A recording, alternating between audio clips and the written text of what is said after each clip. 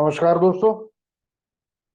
आपने एक 1975 की फिल्म गुलजार साहब ने जिसे जिसे निर्देशित किया था, लिखा था, आंधी, इस फिल्म के बारे में सुना होगा। इस फिल्म में अ, संजीव कुमार ने जिस कैरेक्टर का रोल प्ले किया था वो काफी चर्चा चर्चा में रहा। और उसके ऊपर वो फिल्म के ऊपर बैन भी लाने की कोशिश की गई थी, ऐसा एक चर्चा भी थी, क्योंकि उस समय देश में इमरजेंसी चल रही थी। तो कहते हैं कि वो जो कैरेक्टर उन्होंने पोर्ट्रे किया था वो फिरोज गांधी का था। अब ये फिरोज गांधी बोले तो इंदिरा गांधी जी के पति, नेहरू साहब के जमाई, और आज के सांसद जो है राहुल गांधी साहब, उनके दादाजी थे, राजीव गांधी साहब के पिताजी। तो मैं एक ऐसी कहानी इनके संबंध में आपके सामने लेके आया हूं कि जो भारत का सबसे पहला महाघोटाला था। शायद वो आपको आप उसको जानते भी होंगे, बहुत सारे चैनल्स में आपको दिखाया है, इसके बारे में चर्चा की है, लेकिन मैं उसका एक अलग पहलू आपके सामने लाया हुआ आज, ला रहा हुआ। विपक्ष के लोग जोर जोर से चिल्लाते हैं, और मोदी जी अदानी का ए भी मुंह से नहीं निकालते भाषण में, तो उसका एंड रिजल्ट कुछ नहीं आ रहा। लेकिन नेहरू जी के समय में भारत का सबसे बड़ा महा घोटाला हुआ था, जो कि एलआईसी से ही संबंधित था। लेकिन वो जो पकड़ा गया ना, वो संसद भवन में वित्त मंत्री की एक छोटी सी गलती की वजह से पकड़ा गया। और उसके पीछे का बहुत बड़ा हाथ इस फिरोज गांधी साहब का है। तो दोस्तों, मैं सिने निर्देशक विशाल दादा शिंदे वापिस आपके सामने हाजिर हुआ अपने YouTube channel viral trend stories के साथ। वायरल ट्रेंड स्टोरीज ये चैनल आपके सामने आपके आसपास जो होने वाले जो बहुत सारे वायरल सब्जेक्ट्स है, ट्रेंडिंग सब्जेक्ट्स है, उसमें से कोई भी एक सब्जेक्ट का एक अलग पहलू, क्योंकि ये सब्जेक्ट्स बहुत सारे चैनल्स पे आपको दिखाई देंगे, सुनाई देंगे, लेकिन उस सब्जेक्ट को पकड़ के कुछ अलग उससे खोजबीन करके मैं आपके सामने लाने की और इंटरेस्टिंग बनाने की कोशिश करूंगा। तो हो सके आपको अगर अच्छा लगे तो लाइक दबा दीजिएगा। अगर आपको कुछ फीडबैक देना हो तो नीचे कमेंट सेक्शन में दे दीजिएगा। सजेशन है, कुछ भी हो तो सजेशन दे देने राइट कर दीजिएगा। डिसलाइक अगर करना है तो जरूर बेशक कर सकते हैं, that will be a feedback for me. और अगर ओवरऑल पिछला एपिसोड, ये एपिसोड आपको अच्छा लगे तो आपको यानी फ्रीडम है, सब्सक्राइब कर लीजिएगा और बेल का आइकन दबा दीजिएगा, ताकि आने वाले एपिसोड्स आपको झट से उसका आनंद आप ले पाएंगे। तो चलो सब्जेक्ट की ओर जाते हैं। देखिए, मैं शुरुआत करूंगा एक शख्स की नाम लेकर, जिसका नाम था हरिदास मुंद्रा। अभी ये आपने ये महाघोटाले के बारे में सुना होगा, इसलिए ये नाम आपको नया नहीं लगेगा, लेकिन अगर आप पहली बार सुन रहे हैं तो हरिदास मुंद्रा एक ऐसा व्यापारी था जो कलकत्ता स्थित एक सटोडिया था। कलकत्ता में 30s और 40s के बीच में बल्ब का सेल्समैन था। लेकिन बहुत जल्द अमीर बनने की इसको एक चाह सी थी, और उसके लिए वो कुछ भी कॉम्प्रोमाइज करने को रेडी हो गया था। उस दौरान वो मुंबई में आया। दलाल स्ट्रीट में उसकी पहचान चंद लोगों से हुई, और दलाल स्ट्रीट पे उसको समझ में आया कि अरे, स्टॉक मार्केट में तो बहुत झट से लोग अमीर बन जाते हैं। तो उसने भी वही सपना देखा, और वहां पे भी बहुत सारे झोल झाल करके वो आदमी चंद दिनों में यानी करोड़ों का मालिक बन गया। उसने तो वहां पे जो शेयर्स होते हैं वो जाली शेयर्स प्रिंट करके भी बेचता था। ऐसा करते हुए उसने 5-6 साल में 4 करोड़ का यानी आज के चार उस वक्त के 4 करोड़ यानी आज के तकरीबन वो हो जाते हैं 4-5 हजार करोड़ रुपए। इतने इसका वो मालिक चंद दिनों में, तो कुछ चंद सालों में बन गया था। तो कहानी उसके साथ शुरू होती है। तो उसने क्या किया कि उसके दिमाग में एक आइडिया आ गया। वो ऐसी कंपनी ढूंढता था जिनका पूरा बट्टा बैठ गया है। उस कंपनी के शेयर्स एकदम कम भाव में खरीदी करता था, आर्टिफिशियली उनको उनके दाम बढ़ाता था और बड़े दाम पे उसको बेचता था। उसके नाम से ही मार्केट चलने चलने लगा था। जैसे आज एक समय पे हर्षद मेहता, एक समय पे केतन पारेख, और अदानी ऐसे नाम से मार्केट उछलता है, वैसे उसके नाम से उछलता था और लोग चढ़े दाम में वो उसके शेयर्स खरीदते थे। वो वही पैसा लेता था दूसरी एकदम डब्बे में गई हुई कंपनी का शेयर एकदम निचले दाम पे खरीदता था, फिर वही आर्टिफिशियली उसको इन्फ्लेट इन्फ्लेट करता था और फिर चढ़े दाम पे लोग उसको खरीदते थे। तो ये करते करते जब वो पांचवी छठी कंपनी तक आया तो उसका पैसा एकदम खाली हो गया। अभी भारत में एक बड़ी घटना हो चुकी थी कि नेहरू सरकार जो थी वो पूंजीवादियों के खिलाफ थी और सोशलिस्ट सरकार थी। तो नेहरू खुद एक कड़े समाजवादी विचार के व्यक्ति थे। तो नेहरू जी ने तय किया कि भारत में जितनी सारी प्राइवेट इंश्योरेंस कंपनीज है उनको हम एक साथ मर्ज कर देंगे और भारत की सबसे बड़ी एक सरकार की इंश्योरेंस कंपनी बनाएंगे जो कि लोगों की होगी। और इस तरह जन्म हुआ था life insurance corporation of India का। ये 1956 के आसपास हुआ। और उस समय इस कंपनी के इतने बड़े फंड्स के ऊपर अगर मुद्रा की नजर न जाती तो फिर और किसकी पड़ती। तो मुद्रा ने सोचा कि अरे ये तो मुझे बचा लेगी। तो ये जो पांच छह कंपनियां जैसे ब्रिटिश कॉर्पोरेशन इंडिया जिस जिनका किसी ने नाम तक नहीं सुना है, ऐसे पांच छह कंपनियां, इनका शेयर 30-40% चढ़े दाम पे एलआईसी ने खरीदी करना है। ऐसी दिल्ली के बड़े पॉश होटल में फाइनेंस मिनिस्ट्री के कुछ बड़े अधिकारी और मुंद्रा इनके साथ ही मीटिंग हुई। और जैसे उसको पता चला कि ये चढ़े दाम पे खरीदने वाले, 40% अबव दाम पे खरीदने वाले, तो उसने तुरंत वो शेयर्स को चढ़ाना शुरू किया। वो शेयर्स जब 40% चढ़ गए तो इन्होंने वो डील पक्की कर दी और उन्होंने वो सब शेयर 40% अबव में खरीद लिए, जो कि एकदम गलत बात हो गई थी। अब इसमें पहली गलती ये हो गई कि जिस आदमी के बारे में जिसका बैकग्राउंड एकदम खराब था उसके कंपनी के शेयर्स इन्होंने खरीदे थे, उसके साथ ये डील की थी। और दूसरी चीज, जो इन्वेस्टमेंट कमेटी होती है एलआईसी की, उसको पूछे बगैर सीधा फाइनेंशियल मिनिस्ट्री के लोगों ने उसको डिसीजन लिया था। और ये चेयरपर्सन को बोला गया था कि आप ये पैसे इस कंपनीज में डालें। और इतनी बड़ी अमाउंट यानी 1.25 करोड़ रुपीस, यानी आज के अगर इन्फ्लेशन रेट से आप उसको मैनेज करने जाए तो वो हो जाता है तकरीबन कुछ 1200-1300 करोड़ रुपए। तो 1200-1300 करोड़ रुपए की अमाउंट एक ही आदमी के पांच छह कंपनी जिनका किसी ने नाम नहीं सुना हो, वो खरीदने के लिए 40% अबाव रेट पे अगर आप इन्वेस्ट करते हो, तो ये बड़ी दूसरी गलती थी। और एक गलती ये थी कि इन्होंने ये जो डील की ना, ये डील जब स्टॉक मार्केट बंद था उस दिन रविवार को की थी। तो सोचिए कितना बड़ा ये गड़बड़ झाला झोल घोटाला इन्होंने किया था। तो उस टाइम का एक बड़ा नामी अखबार था द स्टेट्समैन। द स्टेट्समैन को इसकी भनक लग गई और उन्होंने 1957 में इसके ऊपर एक बड़ी स्टोरी छापी। अब देखिए, सेकेंड लोकसभा तब अस्तित्व में आई थी जून जुलाई में 1957 में। दूसरी बार नेहरू जी ने गवर्नमेंट फॉर्म की थी। 1952 में नेहरू जी को 361 से 364 सीटें मिली थी। 1957 में वो बढ़ के 371 पे आ गए। आज तो आधा ये मोदी जी को सिर्फ 303 सीट मिले हैं, तो भी मोदी जी विपक्ष को बोलने नहीं देते। उस जमाने में आप सोचिए कि नेहरू जी कितने पावरफुल होंगे जब उनके पास 371 सीटें थी कांग्रेस की अकेले की।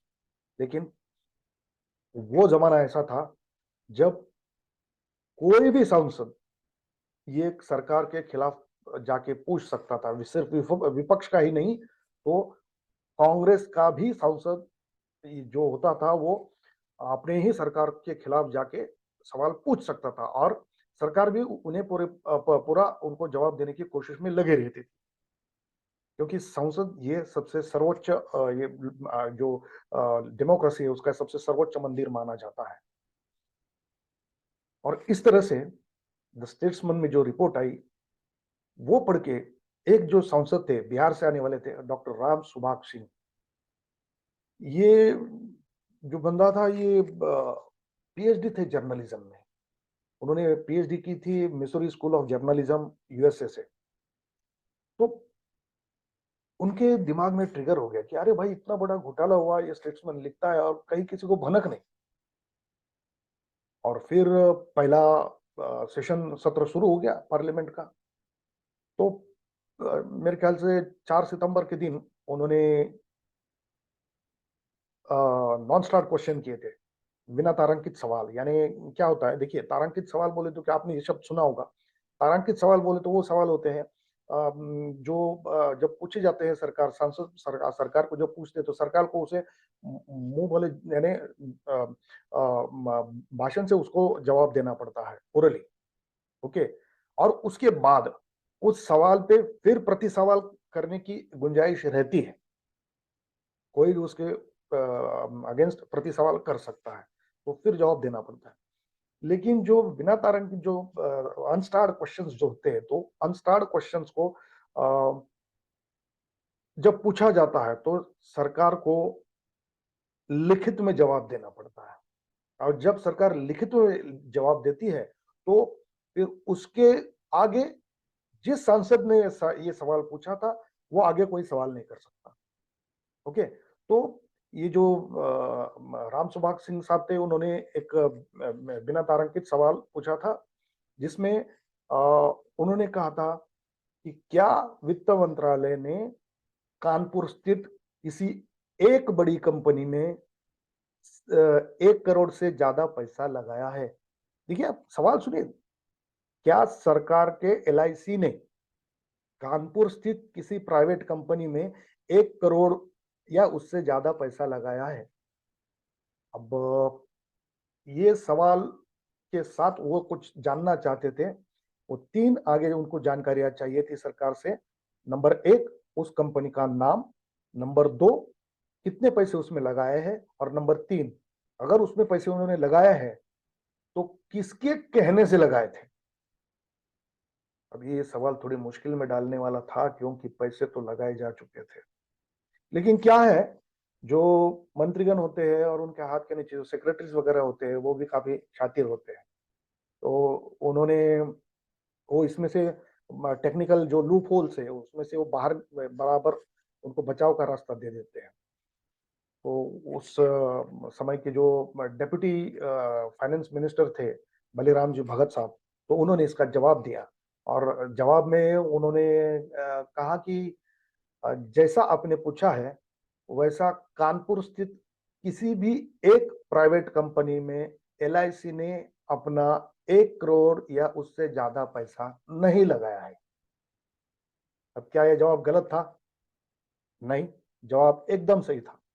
मगर जो घटना हुई थी, क्या वो झूठ थी? नहीं, वो भी सही थी। 1.25 करोड़ का अमाउंट तो एलआईसी में लगाई जा चुकी थी। एलआईसी ने मुंद्रा की प्राइवेट कंपनीज में लगाई थी। तो फिर गलत क्या हुआ? राम सुभाग सिंह भी गलत थे, सही थे। बलिराम भगत डिप्टी फाइनेंस मिनिस्टर भी सही थे। जी देखिए, घटना ये थी कि एलआईसी ने 1.25 करोड़ रुपए अलग अलग 5-6 कंपनियों में डाले थे, और उसमें से सिर्फ एक ही कंपनी कानपुर स्थित थी। तो इसलिए बलिराम भगत जी का जो जवाब था, वो उससे बच गए। अब जब सत्र खत्म हो गया, मगर ये बात बहुत बड़ी, बात इसलिए बड़ी क्योंकि इसमें संजय गांधी, ये फिरोज गांधी का ध्यान गया। फिरोज गांधी यानी वो चीज थी उस जमाने में, कहते हैं कि भले वो नेहरू जी के जमाई होंगे, लेकिन उन्होंने बहुत सारे स्कैम्स वो टाइम पे छोटे मोटे बाहर उजागर किए थे, बाहर लाए थे, एक्सपोज किए थे। और एकदम क्या कहते हैं, दबंग व्यक्ति था वो इस बारे में। और अपने पार्टी के खिलाफ भी वो जा सकते थे। इसके उसके 1 साल भर पहले उन्होंने रामकृष्ण दालमिया जो है, उस टाइम के एक बहुत बड़े बिजनेस टाइकून थे, जो दालमिया ग्रुप जो है आज का, तो डाइवर्सिफाइड ग्रुप है। तो उस टाइम पे दालमिया जैन ग्रुप के वो बड़े ये थे। तो उनका जो उनकी जो एक प्राइवेट कंपनी थी, इंश्योरेंस कंपनी, उसके पैसे उन्होंने उसके पैसे मिस अप्रोप्रिएट किए थे, उसका भी झोल किया था। ये जो घोटाला था वो ये फिरोज गांधी ने बाहर हुआ लाया था, और उसके तहत रामकृष्ण दालमिया को जेल भी हो गई थी। ये फिरोज गांधी इस केस में अंदर घुस गए। उन्होंने डॉक्टर राम सुभाष सिंह के साथ इसकी चर्चा की, और हल्ला उड़ गया पूरे देश में, और एक विशेष सत्र बुलाया गया संसद का। और उस विशेष सत्र में देखिए, इस महाघोटाला, ये जो महाघोटाला जो है एलआईसी का पहला कांड, ये जो बाहर निकला, तो एक छोटी सी गलती से बाहर निकला, जो कि संसद के अंदर हुई थी। और मेरे ख्याल से उस दिन था 29 नवंबर 1957, 29 नवंबर 1957 को,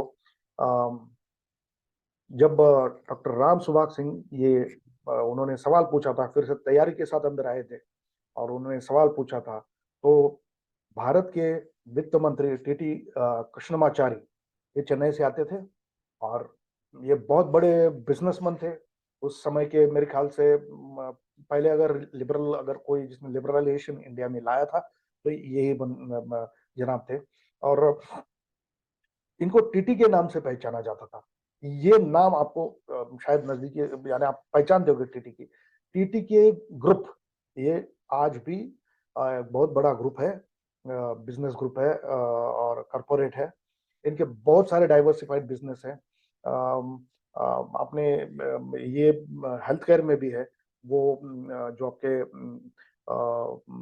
नीया है, आपके पैर के जो आर्टिफिशियल पार्ट्स बनाते हैं, आपके वॉल्व्स, हार्ट के वॉल्व्स बनाते हैं। और एक जमाने में वो फ्रांस वगैरह चीजें होती थी, तो वो बनाते थे। फिर ये जो बच्चों का ग्राइप वाटर होता था, वो बनाते थे। और ईवा डिओड्रेंट्स, आपका जो प्रेस्टीज कुकर होता है ना, ये इनका ही प्रोडक्ट है। तो वो उस वक्त के नेहरू जी के मंत्रिमंडल में वित्त मंत्री थे। अब ये आदमी इतना बड़ा डैशिंग आदमी तो था नहीं, एकदम उसका कैरेक्टर बहुत सीधा साधा आदमी था। अब सामने फिरोज गांधी, राम सुभाष सिंह बैठे हुए, और इनका जवाब देना शुरू हो गया। जैसे ही इनका जवाब देना शुरू हो गया, डॉक्टर सिंह के पीछे बैठे थे फिरोज गांधी। फिरोज गांधी ने कुछ देखा। उन्होंने, उनके बाजू में एक और कांग्रेस के सांसद बैठे थे, एच.सी. हेडा। हेडा ये आंध्रा से सांसद थे। उनको पूछा, जो मैं देख रहा हूं कि वित्त मंत्री के पैर कांप रहे हैं, क्या तुम वही देख रहे हो? हेडा साहब ने कहा, एक चीज तो है, जो आप देख रहे हैं मुझे नहीं पता मैं वो देख रहा हूं या नहीं, लेकिन मुझे एक चीज पक्की हो गई है, दाल में कुछ काला जरूर है। बस फिरोज गांधी और सिंह साहब, इनको पक्का यकीन हो गया कि इनके पैर कांप रहे हैं जब वो जवाब दे रहे हैं इस मसले के ऊपर, तो इसका मतलब है गड़बड़ है। और उन्होंने उसी क्षण तय किया कि अब इसके तह तक जाने का। ये, अगर ये एक गलती संसद में ना हुई होती, अगर एकदम कॉन्फिडेंटली उन्होंने वो जवाब दिया होता कि अगर ये पैसे लगाए गए हैं, फाइनेंस मिनिस्टर ने कहा कि अगर ये पैसे लगाए गए हैं तो उसमें फाइनेंस मिनिस्ट्री का कोई हाथ नहीं है, ये पैसे लगाने का डिसीजन जो होता है, एलआईसी की जो इन्वेस्टमेंट कमेटी है वो ये डिसीजन लेती है, ना कि फाइनेंस मिनिस्ट्री, और इसलिए हमारे इसमें हाथ नहीं है। लेकिन ये कहते टाइम उनके पैर कांप रहे थे, और ये बड़ी गलती हो गई। उसके बाद वो दिन आया, 16 दिसंबर 1957। इस विशेष सत्र के संसद के सत्र में आज बोलने वाले थे फिरोज गांधी साहब। फिरोज गांधी ने उस जमाने की तोप हुआ करती थी। फिरोज गांधी अपने स्थान पे खड़े हो गए। उन्होंने पूरे संसद में एक नजर मारी। संसद पूरी शांत हो चुकी थी। क्या बोलेगी, सब कान लगा के बैठे थे। सबसे पहले उन्होंने नजर डाली टीटी कृष्णमाचारी के आंखों में आंखें डाल के देख रहे थे। वो सहमे सहमे से डरे डरे डरे हुए से बैठे हुए थे। तभी उन्होंने अपनी आंखें फेरी नेहरू जी की तरफ। नेहरू जी, वो तो बड़े बहुत बड़े नेता थे। ऐसे प्रसंगों से वो बहुत बार जा चुके थे। वो निर्विकार बैठकर कुछ सोच रहे थे। उनके फिरोज गांधी की तरफ देख के कुछ यानी उनके दिमाग में चालू था। और फिरोज गांधी ने बोलना शुरू किया, सभापति महोदय और यहाँ आए हुए, यहाँ बैठे हुए तमाम महानुभाव, आज इस सदन में बहुत बड़ा बारूद बरसेगा। इतना बारूद बरसेगा कि इसमें अच्छे अच्छे आहत हो जाएंगे, जख्मी हो जाएंगे। क्योंकि जब मैं बोलता हूं तो जम के लगता है। और बस उसके बाद उन्होंने जो बोलना चालू किया, पूरा का पूरा भांडा उन्होंने फोड़ दिया। उसके लिए उन्होंने बहुत सारे, उनके पास एविडेंसेस भी उन्होंने लाए थे। नेहरू जी बिल्कुल चुप थे। और जब ये डिबेट खत्म हुआ, नेहरू जी तुरंत खड़े हो गए और उन्होंने कहा कि इस घटना की छानबीन करने के लिए मैं मुंबई हाईकोर्ट बेंच के एक्स जज एमसी छागला साहब का एक कमीशन बिठाता हूं। ये बहुत बड़ा कदम था जो आज दिखाई नहीं देता, क्योंकि आज इतने सारा हंगामा हो रहा है, मगर मोदी जी अदानी का ए नहीं बोलते, ना कोई इंक्वायरी कमीशन बिठाते, ना कोई ज्वाइंट पार्लियामेंट्री कमेटी बिठाते। नेहरू जी ने वो तुरंत किया कि चाहे उसमें सरकार की जो प्रतिष्ठा है वो ताक पे न क्यों न लगे, लेकिन ये इसकी छानबीन होनी चाहिए। तो उसके बाद चंद 24 दिन के अंदर भारत के, ये भारत में हो सकता है कि आप सोचिए 24 दिन के अंदर ही छागला कमीशन का रिपोर्ट आया था, समिति का रिपोर्ट आया था। और जिसमें ऐसा सबसे पहले ये कहा गया था कि उन्होंने गवर्नमेंट को ये इसका आभार प्रकट किया कि उन्होंने एक ट्रांसपेरेंट जांच करने के लिए परमिशन दे दी, क्योंकि इससे जनता का विश्वास जो है सरकार के ऊपर पूरी तरह से बैठ जाता। और दूसरी चीज ये बताई कि जनता को ऐसे घोटालों में जो होने वाली चीज है, इसको इसको जानने का पूरा पूरा अधिकार है। आज क्या ये बोल सकता है कोई? अरे आज तो विपक्ष का छोड़िए, बीजेपी का कोई भी सांसद ऐसी कोई भी बात मोदी जी के खिलाफ बोल के दिखाए, बाहर भी बोल के दिखाए, संसद की बात बहुत दूर है, उसके घर पे वो ये बड़ी बड़ी एजेंसियां शाम को आ जाएगी। और इस केस में आगे चल के जो टीटी कृष्णमाचार्य थे, उनको इस्तीफा देना पड़ा। दूसरी चीज, जो सेक्रेटरी थे, principal finance secretary mister H M Patel, उनको इस्तीफा देना पड़ा। और तीसरे जो थे जिनको इसमें इस्तीफा देना पड़ा, वो थे LIC के चेयरपर्सन मिस्टर कामत। और इन तीनों को इसमें भुगतना पड़ा। जो मुंद्रा था उसको तो 22 साल की सजा सुनाई गई। बाद में हाँ, छागला कमीशन ने एक चीज और बोली थी कि वित्त मंत्री अगर कहते हैं कि मेरा इसमें कोई सहभाग नहीं है, मैं मुझे बिना पूछे मेरे पीठ पीछे सब किया गया, तो ये गलत है। कोई भी देश का मंत्री अगर उसकी उसके जो कलीग्स है वो अगर कुछ गलत काम करते हैं तो उसके लिए जिम्मेदार वो रहेगा। और इसके कारण उनको इस्तीफा देना पड़ा। दोस्तों सोचिए, क्या आज के मिनिस्टर्स सिर्फ नैतिकता के आधार पर ये इस्तीफा दे सकते हैं? कतई नहीं। It is highly impossible. ये फर्क है तब और अब का। आगे चल के नेहरू जी को भी ये मालूम पड़ा कि यार इसमें टीटी कृष्णमाचारी जी का हाथ में था। कैसे कैसे कि उन्होंने इंटेलिजेंस ब्यूरो के थ्रू एक अलग जांच की, जिसमें उनको ये मालूम पड़ा। उन्होंने फिर वापस उनको कहा कि भाई आप फिर से एक बार मिनिस्टर बन जाइए, लेकिन उन्होंने ना कहा। लेकिन आगे चल के 1962 में जो तीसरी लोकसभा का इलेक्शन हुआ, उसमें नेहरू जी को फिर एक बार बड़ा बहुमत मिला। कुछ ज्यादा फर्क नहीं पड़ा। 371 से सीट्स 361 तक आ गई थी। कोई ज्यादा फर्क नहीं हुआ था।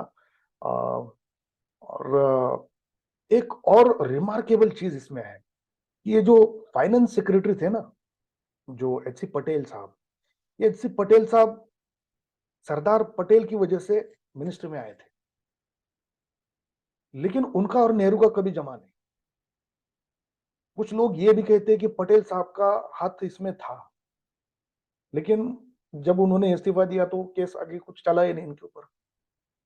और गौर करने लायक बात यह है कि जब इमरजेंसी के बाद जो सरकार बनी थी, मोरारजी देसाई के जनता पार्टी की जो सरकार थी, उसमें यही साहब एच एम पटेल इनको फाइनेंस मिनिस्टर बनाया गया।